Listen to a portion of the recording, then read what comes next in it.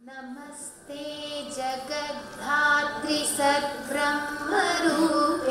नमस्ते हरोपेन्द्रदात्रादिवन्द्ये नमस्ते प्रपन्नेष्टदानेकदर्शे नमस्ते महालक्ष्मी कोलापुरेशि विधिकृत्तिवासा हरिर्विश्वमेतत् सृजत्यक्तिपादेति तत्प्रसिद्धं कृपालोकनाथेव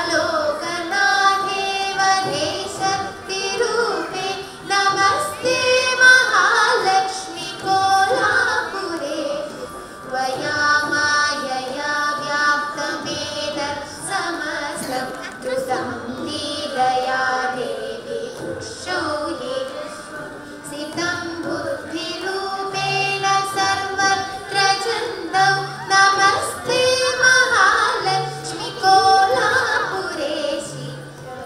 भक्तवर्गाहि लक्ष्यन्तये त्वयात्र प्रगामं कृपा पूर्णदृष्ट्या अतो गीयसे देवी लक्ष्मीरिति त्वं नमस्ते महालक्ष्मी कोलापुरेशि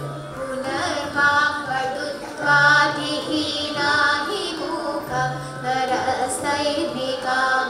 खलु प्रार्थ्यसेय निजस्याप्तये त्वच्च मूकाम्बिका त्वं नमस्ते महालक्ष्मी कोलापुरेशि यदद्वैतरूपात् परब्रह्मणः स्वं समूत